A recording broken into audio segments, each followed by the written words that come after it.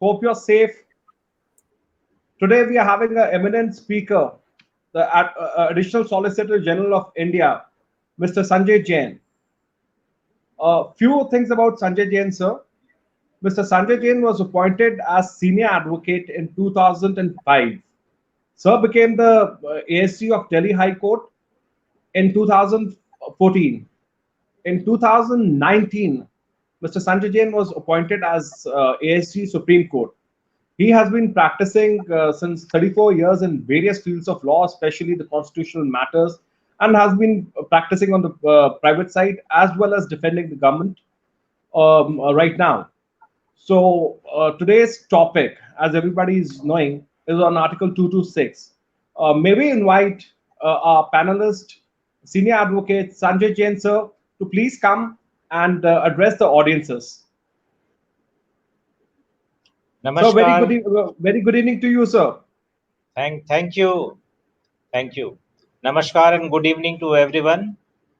I am extremely indebted to the organizers for having me invited here and giving me this opportunity to share my views.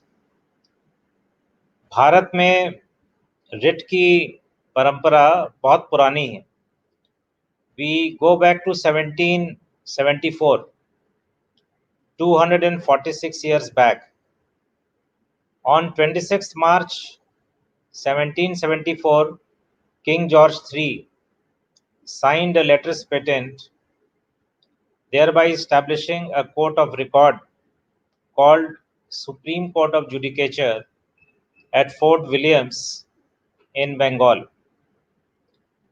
Came along the powers to issue writ. In the beginning, only two types of writs were being issued, that is, certiorari and prohibition. In 1823, on the lines of Supreme Court of Judicature at Fort Williams, two more Supreme Courts were established at Bombay and Madras. And these two Supreme Courts also inherited the same power, that is power to issue writs. And as I said, in the beginning only limited type of writs were issued. Writs of quo warranto were never required or maybe hardly required. As we also know that there are five basic prerogative writs which we speak about, that is certiorari, prohibition, mandamus, habeas corpus, and quo warranto. These prerogative writs are distinguishable from various other kinds of writs which were issued in England. And since they are juxtaposed to those non-prerogative writs, they are traditionally called prerogative writs. And as I will deal with this aspect later, that our Article 226 incorporated these five prerogative writs by name in the body of Article 226. So as successors of these three Supreme Courts, the three high courts in the presidency towns, which were known as chartered high courts, that is Bombay, Madras, and Calcutta, they started issuing writs. And it is generally believed that after 1861, when the High Courts Act was brought, some more legislations were also brought in.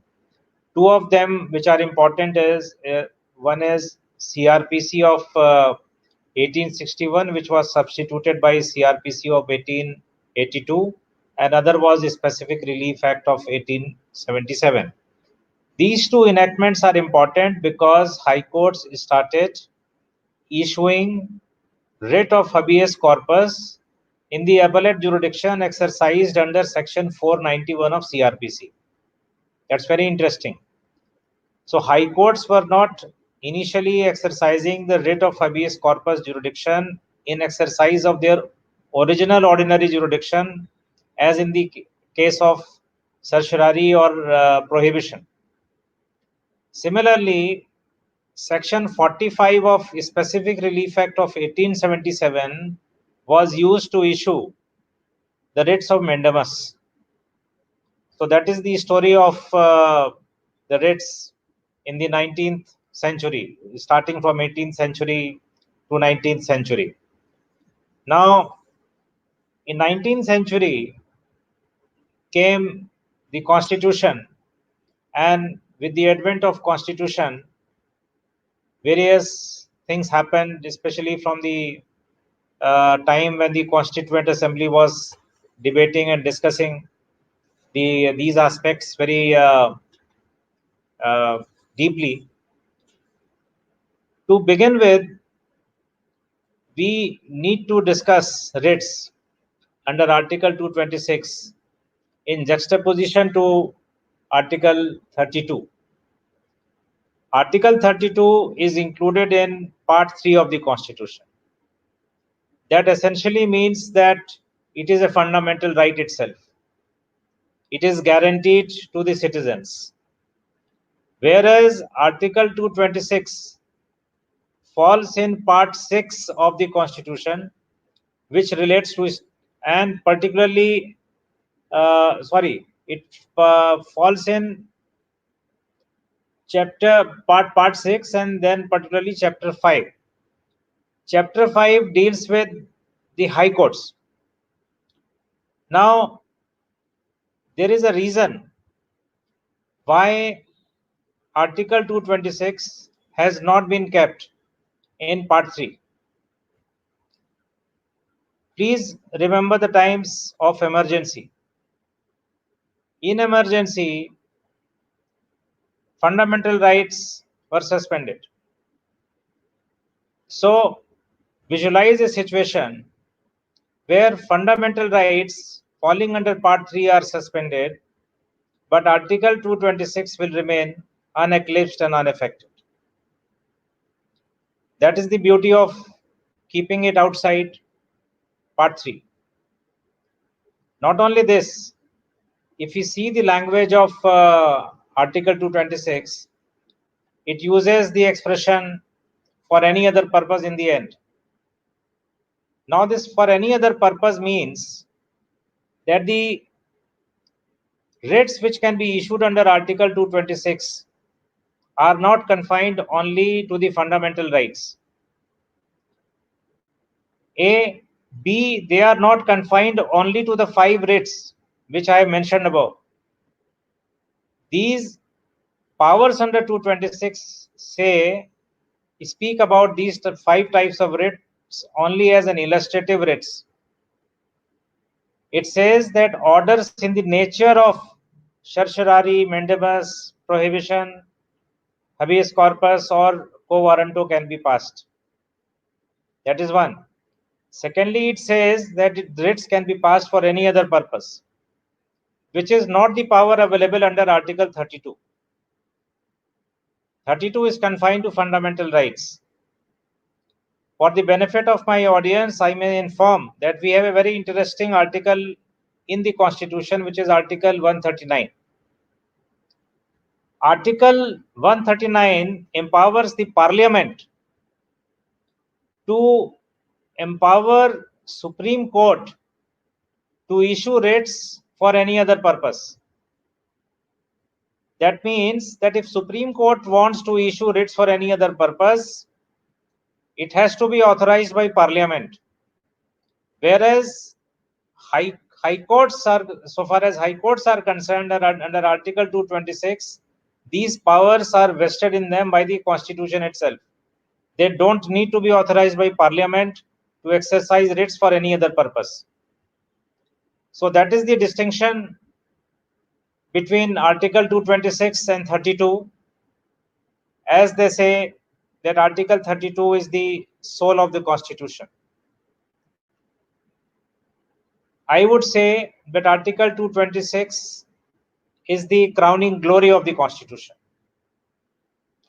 There have been several cases in the history of India post Supreme Court where the exercise of jurisdiction under Article 226 delivered certain judgments which were initially not accepted by Supreme Court, but subsequently they became law of the land. So we have a legacy of these kind of judgments also, which I will deal with a little later.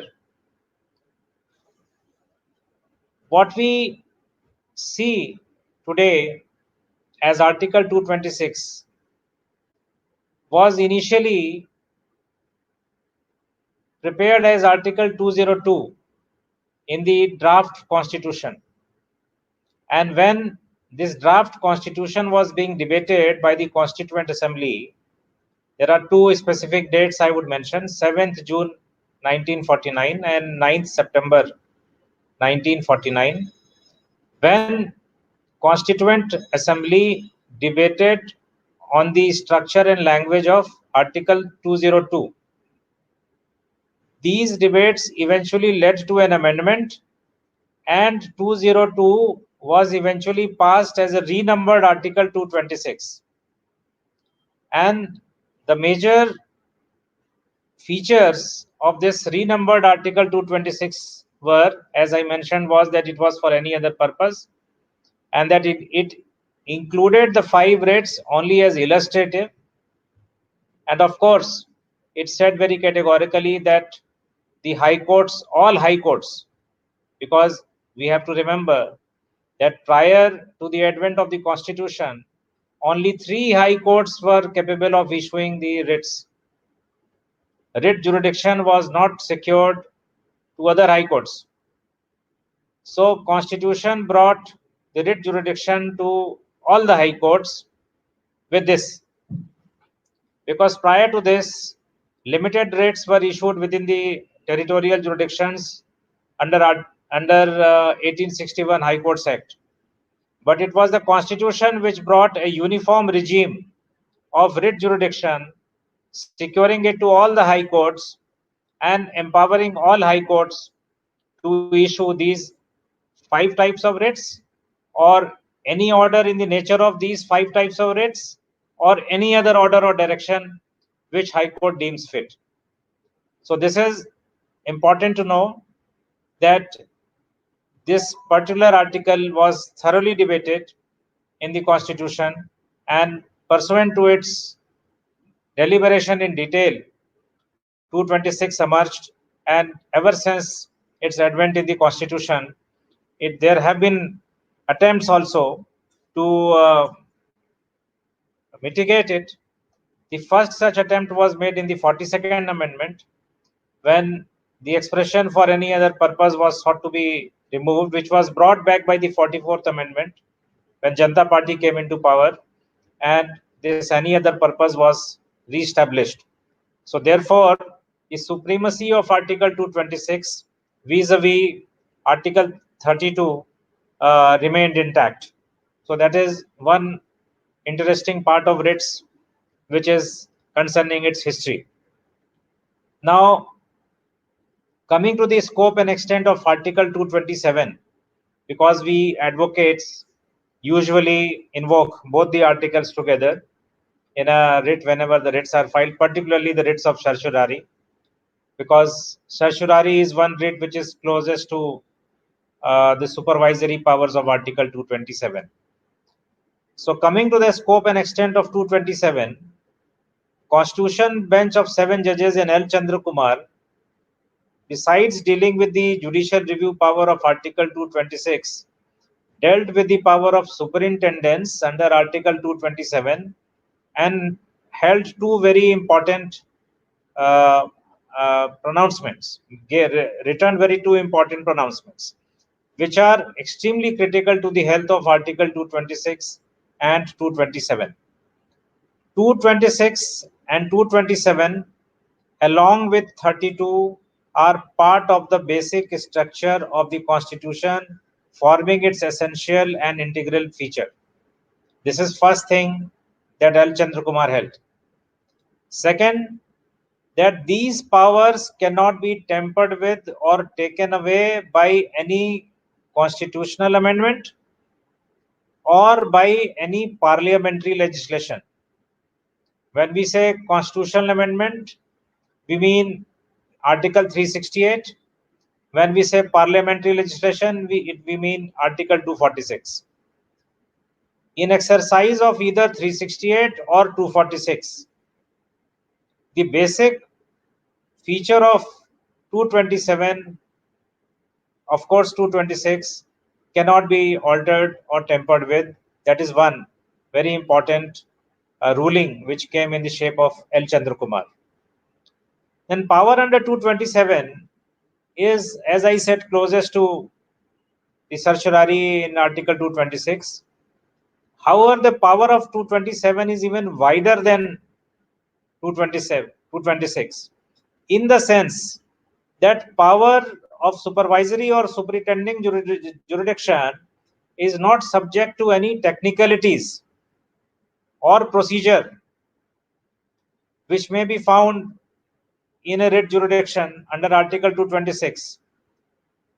So far as 227 is concerned, historically it is a reproduction of Section 107 of the 1915 Government of India Act.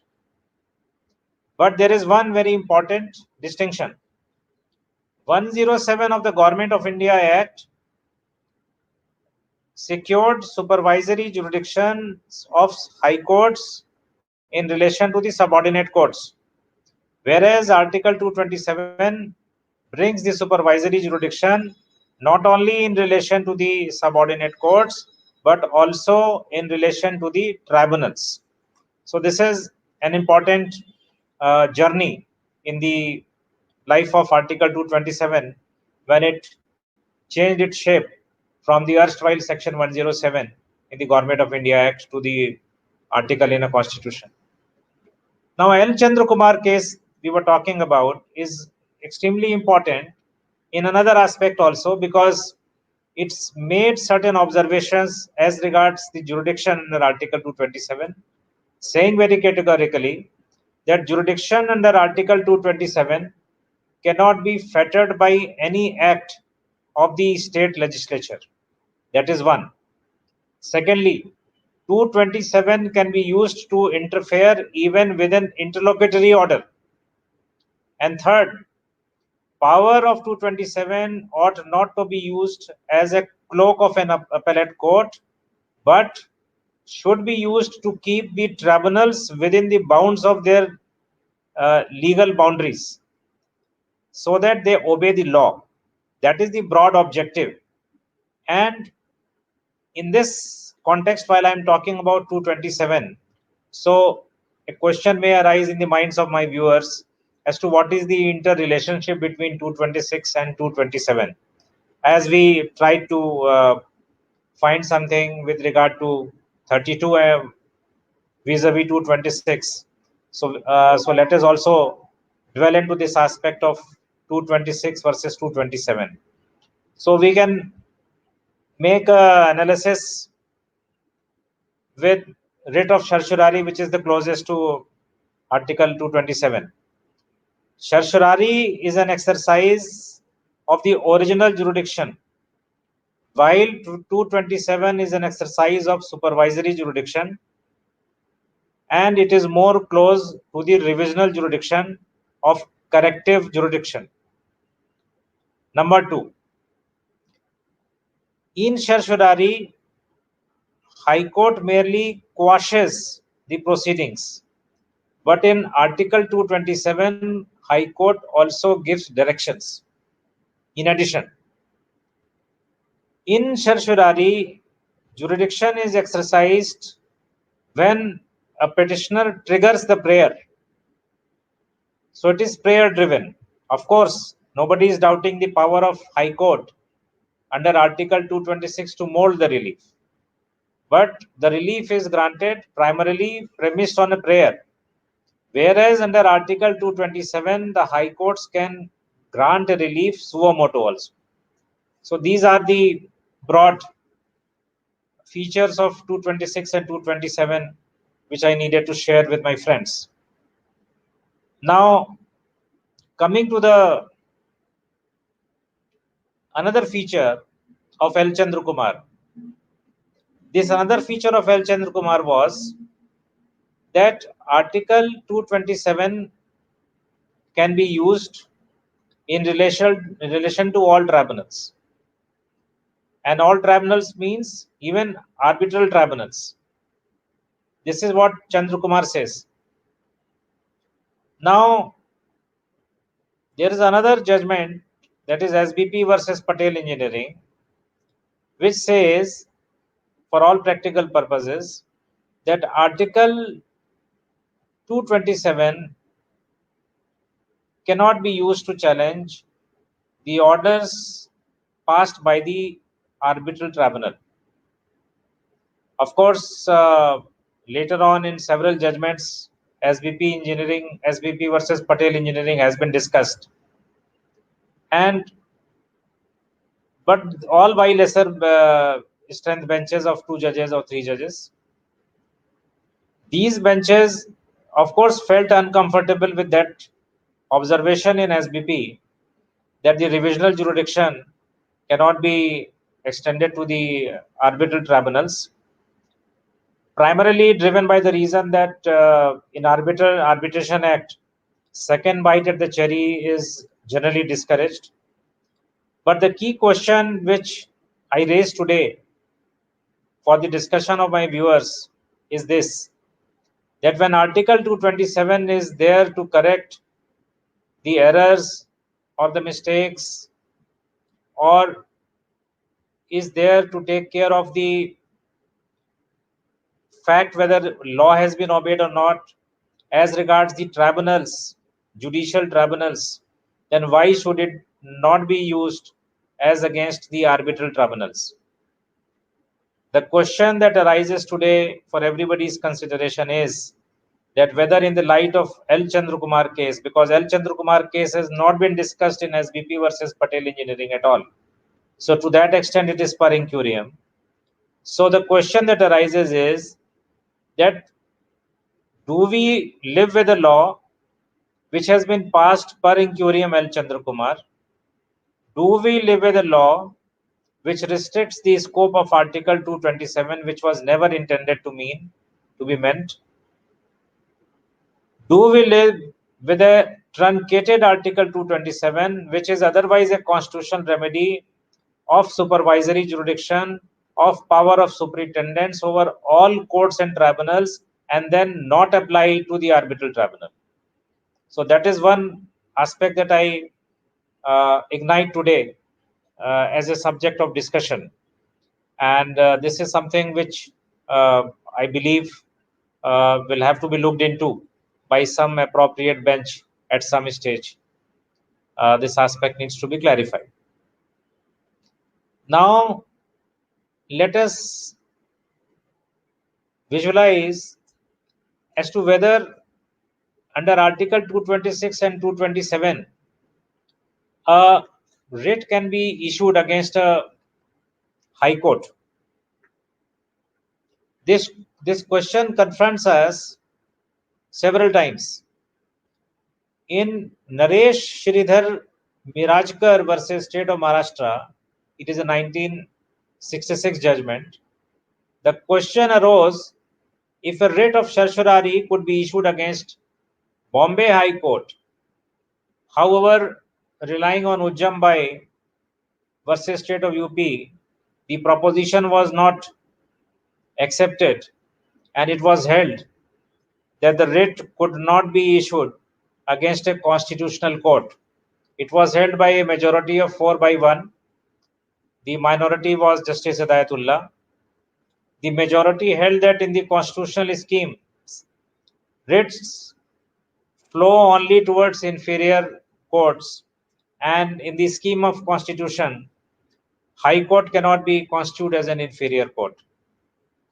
However, giving dissent, Justice Hidayatullah held that Article 12 would include all courts, including high courts, because when the question is to rectify an order passed in violation of the citizens' rights, then why should there be a limit? And we do not know whether the minority view of Justice Hidayatullah at some day, some point in time, might gain acceptance, because as history has seen, that the three greatest judges in the history of Supreme Court who are known for their dissenting judgments.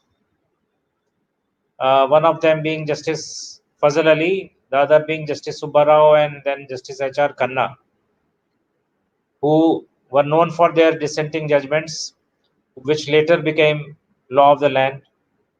Justice Hidayatullah was close fourth, so we do not know whether at some point in time the judicial view could be that even high courts could be amenable to the uh, writ jurisdiction, of course, uh, by uh, writ jurisdiction by because the judicial side making somebody liable for it, or whether the writ jurisdiction of 32 could be used for making high courts as a respondent. That is another angle which is open to debate for future. Now we come to the legacy of Article 226 judgments. There is a huge amount of legacy available. Article 226, as I said, kept the torch burning even in the darkest of times. The darkest of times for the purposes of constitution in this country was emergency from 1975 June to 77 March. One such occasion arose when the question as to whether the fundamental liberty of the people could be taken away by the executive action. This question came to be discussed in as many as 9 high courts simultaneously. So these 9 cases are generally referred to as ADM Jabalpur. In ADM Jabalpur, the high courts in exercise of Article 226 held that the fundamental liberty of the persons, individuals, of the citizens cannot be taken away.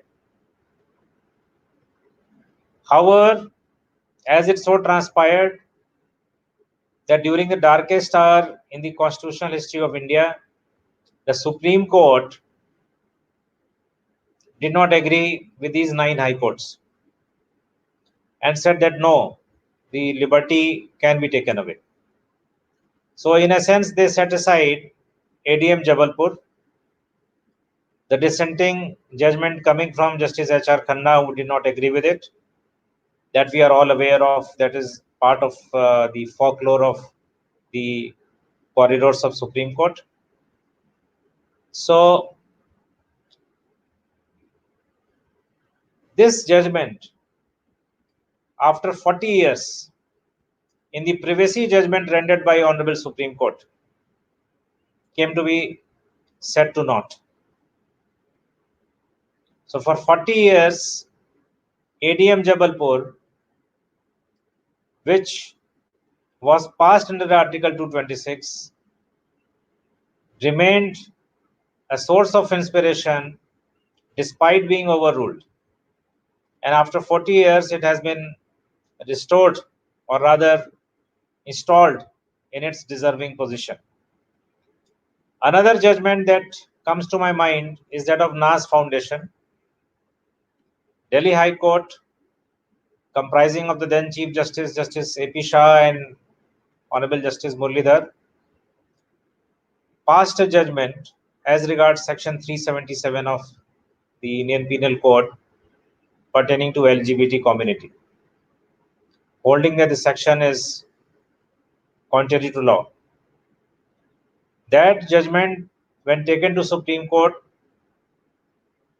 did not meet the approval of the Supreme Court, and eventually, recently, a larger bench decided that yes, 377 is not a good law, and the primacy of Nas Foundation got restored. So we have seen that on several occasions, the judgments which were initially passed under Article 226 and which were not initially accepted by Honorable Supreme Court were later accepted, and it was realized that what was pronounced under Article 226 was a good law, or was a law which was pragmatic, and was a law which met the expectations of the people of this country. Because what we gave ourselves, we say that we have solemnly resolved in 1950 when the Constitution was brought. We said that we have given ourselves, we have solemnly resolved to give ourselves, we the people of India have solemnly resolved to give ourselves this Constitution.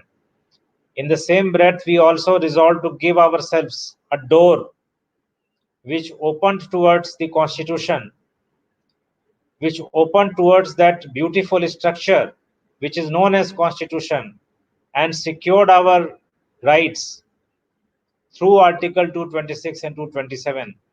And that is why the organizers today have kept this topic, that Article 226 and 227 is common man's door to the Constitution. Because it is through these remedies that we eventually invoke our constitutional rights, and not only constitutional rights but other rights as well. The rights against executive, the rights against an arbitrary order passed by any authority, or any law or legislation brought in by the legislature. So whether it is the executive, whether it is legislature, everybody's action is amenable to judicial review, and whether the action impinges only the fundamental right or any other right, everything is covered. So from the perspective of common man, who can afford a writ remedy by fixing a court fee of around 100 per petitioner, it may be around the same all over the country. The court fee for invoking a writ jurisdiction is not high, in juxtaposition to the civil suits, where the court fee can be very high because it is dependent upon the amount involved. So it is the cheapest remedy which is available, and a common man can avail of this remedy anytime. And it was meant to be a quick remedy, and it is indeed a quick remedy, because in this remedy we need not meet the requirements of Evidence Act. We can file a writ petition with a photocopy, never being required to produce the original unless are demanded by the court. Procedures are very easy, and the court merely requires the statements on affidavits from the respondent side, and thereafter the court examines the law and applies it to the facts and comes to the conclusion. So therefore, in true sense, Article 226 and 227 are the common man's door to the Constitution, and this aspect was beautifully explained in one of the Supreme Court judgments, which is Election Commission versus Saka Venkata Rao. It is a 1953 judgment, and Supreme Court stated that the object of the framers of the Constitution in adopting Article 226 was to remove all limitations and to place all high courts in India in same situation as that of the High Court of England in the matter of powers of issue of writs. So this was a balancing act which was done by the Constitution. The high courts which were hitherto deprived of the writ powers were conferred with the writ powers. All kinds of writ powers were secured to the High Court in exercise of its extraordinary original jurisdiction, and it is secured to an extent that a common man today can safely say that, all right, in a given case, I was personally unable to approach the court, but because of the advent of public interest litigation in the writ jurisdiction, my voice was heard. So this is another aspect of Article 226 and 227, that a great deal of public interest litigation, which could not be brought to Supreme Court alone, because in Supreme Court it has to be confined only to the fundamental rights. A great deal of litigation worthy of being entertained by high courts was brought by way of public interest litigations, and through this the rights of the common man were considered and were secured. Before I depart, I may point out that a writ can be issued by any high court which is meant to be issued against an authority which has its existence or presence within its territorial jurisdiction. This aspect was clarified by the later amendments also. And another aspect which needs to be kept in mind is this, that whenever Article 226 is invoked to challenge the constitutional validity of an act, there has to be a person aggrieved, because Kusum in God's case of Honorable Supreme Court makes it clear that the constitutional challenges cannot be mounted in vacuum. So with these peripheral observations, I would prefer to conclude my initial address and invite and request the organizers to invite the questions from the people who are participating. Thank you.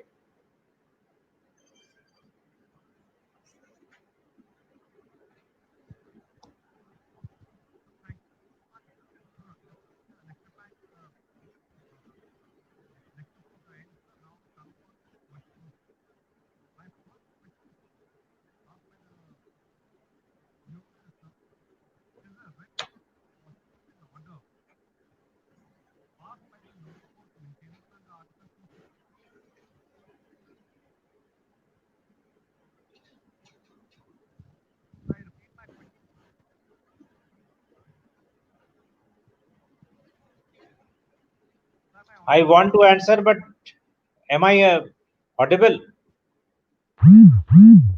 Am I audible? Because I am unable to hear anything. Am I audible?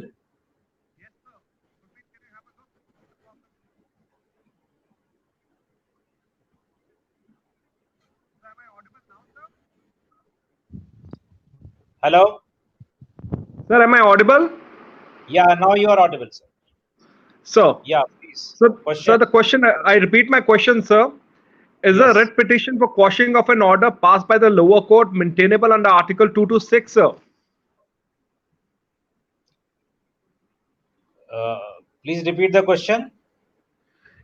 Is a writ petition for quashing of an FIR or of an order passed by the lower court maintainable under Article 226?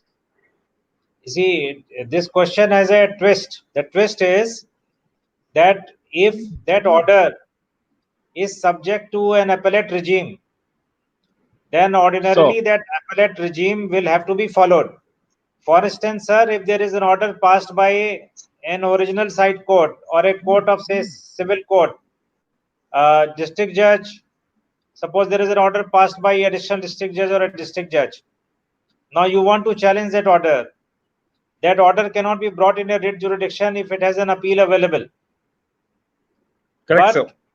the orders which are the orders passed by executive or the legislature, the judicial orders which are passed by the judiciary, they are not amenable to the writ jurisdiction, in the sense that they are not amenable to 226 jurisdiction. You cannot bring a mandamus against them, you cannot bring a prohibition against them, you cannot bring a habeas corpus against them, you cannot bring a certiorari against them, you cannot even bring a quo warranto against them.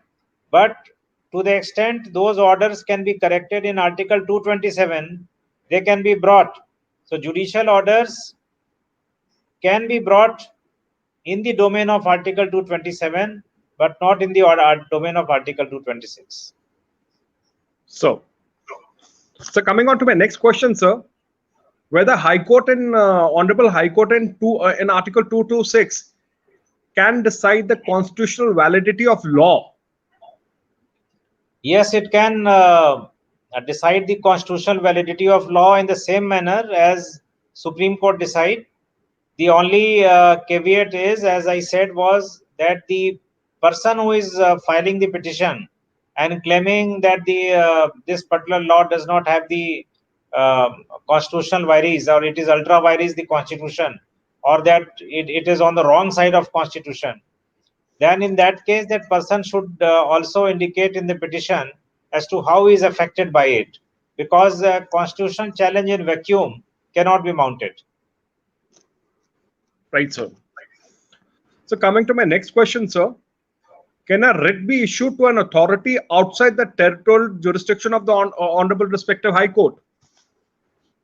uh, that would not be possible, but what we have to see is the cause of action theory, the same theory which applies to in section 20 of the CPC, that whether that particular authority had a place of working there. So, because ordinarily the writs are issued against the authorities, the the uh, the people who are holding some executive power, or the people who are in exercising some legislative functions. So there is some authority ordinarily in any writ petition against whom the writ is to be issued. So that authority should have some kind of a connection at some place within the territorial jurisdiction of that high court. So Suppose that authority, suppose a writ has been brought to Delhi High Court against Cochin Port Trust. Now, Kochi Port Trust does not have any office or any activity in Delhi. So, therefore, the Delhi High Court would certainly refuse to entertain such a writ petition, because the respondent is not having any activity in Delhi. But there may be a different situation. Say, for instance, that Cochin Port Trust may advertise for certain recruitments in Delhi and hold an examination in Delhi, hold interviews in Delhi. Then a particular petitioner may say that a substantial part of cause of action has arisen in Delhi also, and therefore the writ can be issued in Delhi also. But it is always a very touch and go situation. There has to be a substantial presence of that person or authority against whom a writ is sought to be brought within the territorial jurisdiction of a particular high court. sir, I have seen you, sir, practicing in a lot in service matters and defending writ petitions and service matters, especially of armed forces people, sir. So could you throw a light, sir? Suppose a person is posted in Ladakh, or any border area, sir. Writ is maintainable, sir, in High Court of Delhi, sir, because the Ministry of Defense is in Delhi, sir. So could you throw a bit of light on this, sir? Furthering the Sir, it's point that like, you have said right now. yes, sir, it's like this, that so far as Delhi is concerned, because it is a seat of power for central government. So if a writ is brought against central government, a Delhi High Court will never be a non-jurisdictional High Court. It will be very difficult for central government to say that a writ brought against central government in Delhi High Court is non-jurisdictional. or that it is beyond jurisdiction. It will be extremely difficult, it will be extremely brave for central government to say so. However, suppose a writ is brought by a person in the army or in central armed police Paramilitary. forces, CPFs, paramilitary forces as we ordinarily call them. Paramilitary forces are of course governed by Ministry of Home Affairs, and Ministry of Defense deals with the three armed forces. So if a person is posted, say as you gave an example of Ladakh, if is posted in Ladakh and if he brings a writ petition in Jammu and Kashmir High Court, it is perfectly valid. Right, sir. So one more. There's another question, sir. Whether the ground of equal efficacious alternative remedy being available is justified in writ, sir. You have asked actually a very interesting question. It goes to the root of the matter. So Because if we are saying that writ remedy is an extraordinary remedy which constitution is secured for us and for any other purpose, then to say that equally efficacious remedy should bar a writ remedy on the face of it does not look very correct, except in the case of habeas corpus. So far as habeas corpus writs are concerned, it can never be a case, in my view, that there is an equally efficacious remedy available. So therefore, habeas corpus writ should not be maintainable. So this argument should never arise. So far as habeas corpus writ is concerned, it is not. This cannot be a justification. For other writs like mandamus, prohibition, certiorari, or quo warranto, this can be a defense. This can be an explanation. Say, for instance, there is somebody's appointment is challenged under quo warranto. It is said that this person is a usurper of a public office. That's why quo warranto. Now, the government or the respondent can always say that this same appointment could be challenged under the service jurisprudence. So therefore, he could have gone to the Central Administrative Tribunal. So these kind of objections are not meaningless. I mean, they are substantial. Or for instance, there is a statutory remedy which is available, and that is statutory appellate remedy. For instance, somebody is evicted under the Public Premises Act. There is an appeal which is provided before district judge. Now, if somebody does not file the appeal before district judge and straightway comes to the High Court, so it is a debatable point that when a statutory remedy is in place, whether a writ should have been directly invoked. In my view, in those kind of matters where the alternative efficacious remedy is only a representation or a departmental appeal, there the courts can always take a view that it is not an equally efficacious remedy. Because if it is equally efficacious, then certainly that equally efficacious remedy should be taken recourse to. But if it is not equally efficacious, but it is just an alternative remedy, then it may be given a go by. Recently, in one of the Mumbai Chess Association case, Justice Chandrachud had an occasion to deal with this vexed question. Of course, he is of the view that this cannot be a ground to offload a writ petition merely by saying that an equally efficacious remedy is available. Still, a writ court um, can entertain, and he has also said that it is a question of self-regulation. So, I would believe that it is a question of self-regulation on the part of the court, as also it is a question of self-regulation on the part of the litigants, that they should approach the writ court only when it is required, because it is an extraordinary remedy. It is a discretionary relief to some extent, and equity also matters. And therefore, if there is a very well structured appellate regime available, please go there. But if there is an absence of any well-structured uh, relief mechanism, then of course we can directly come to the High Court. So coming to a practical aspect, so in service matters particularly, sir, uh, we have to first go to the Central Administrative Tribunal rather than coming straight to High Court. There's a judgment to that extent, I think, right now, that first go and approach the alternative.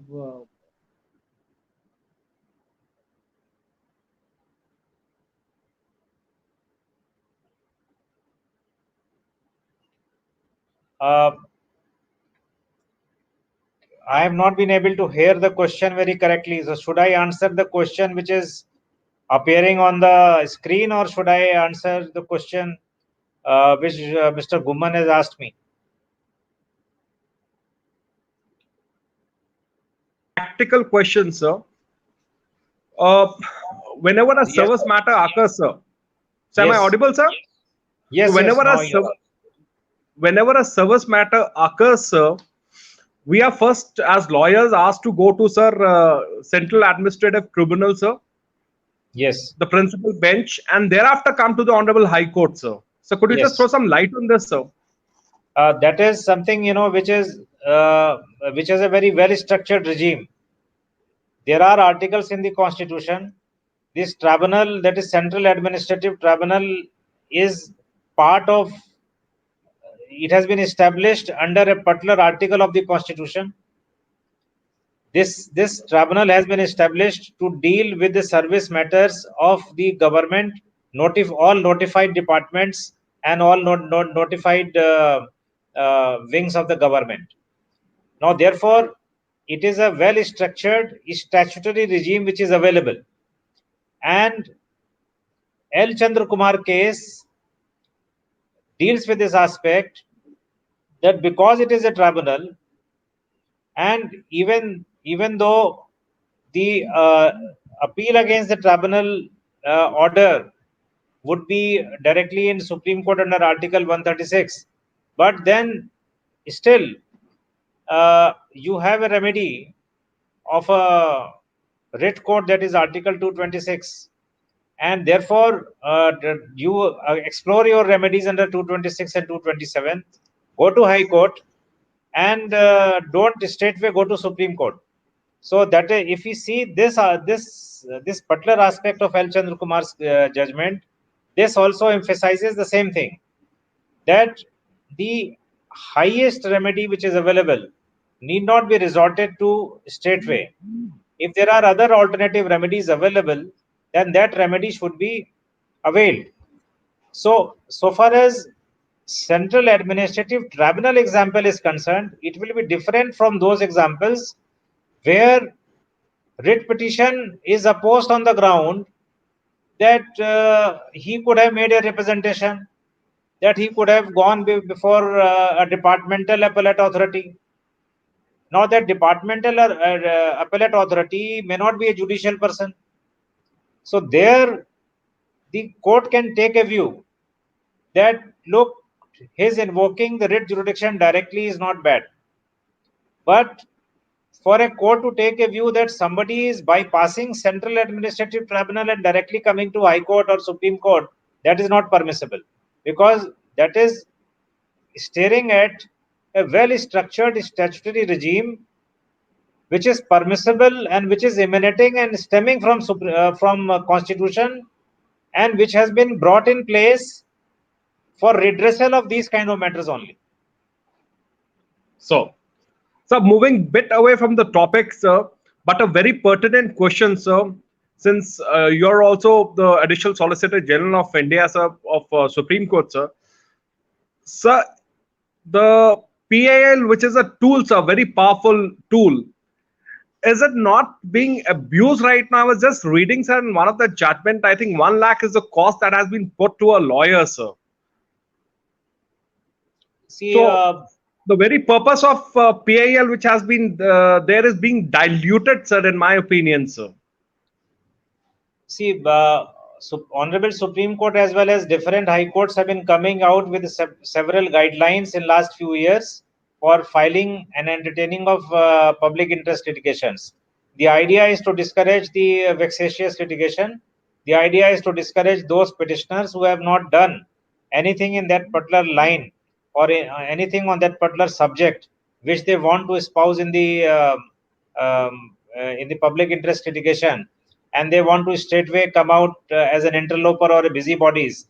So for them, there have been various judgments, as also there have been various orders which have been passed by Supreme Court and High Courts from time to time, discouraging these kind of PILs, dismissing them with costs. But as it happens that anything good, any system or any mechanism which is good is also likely to attract some people who are likely to misuse it or abuse it. But merely because some people misuse it or abuse it, the importance or significance of the mechanism does not become any less significant. So the PIL remains a very important tool. Of course, it needs to be ensured that it is not um, publicity interest litigation, and it is not a personal interest litigation, and in true sense it remains a public interest litigation. Very well answered. Can we move on to question from Sandeep Sagar? Sandeep Sagar has asked a question, sir. What is the effect of law of limitation in respect of writ?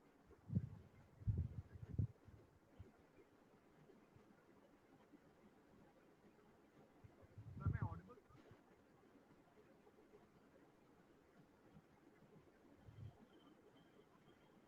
Sir, am I audible?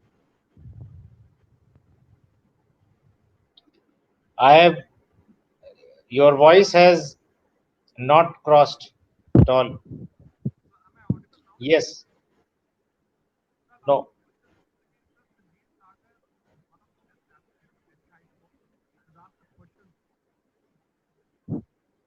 Sir, he's asked, what is the effect of law of limitation in respect of writ?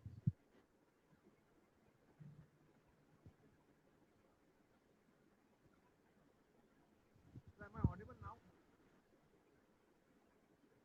Gurpreet?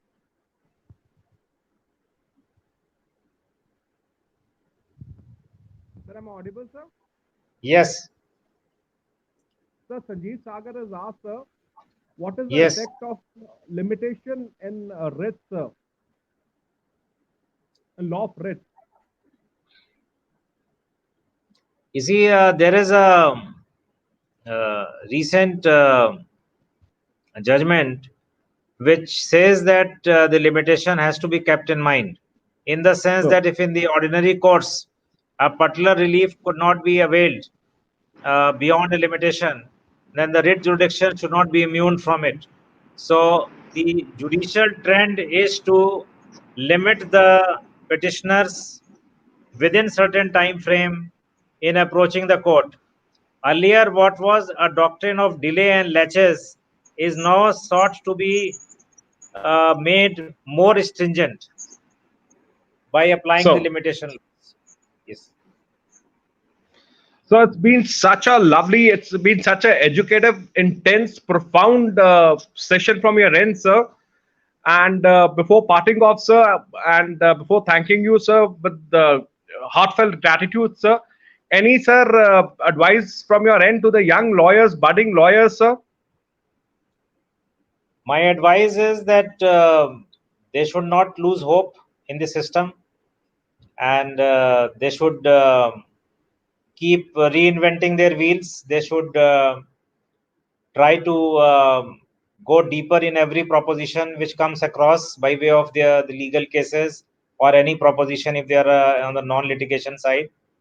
And it is one such profession which is very richly rewarding, not only in terms of money but also in terms of stimulation and intellectual satisfaction and personal satisfaction.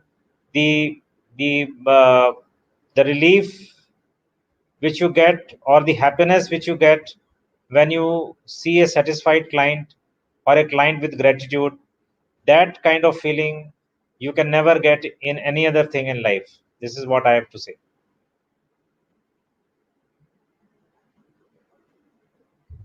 So thank you so very much for a very, very, sir, profound, educative, energetic, and electrifying, sir, lecture.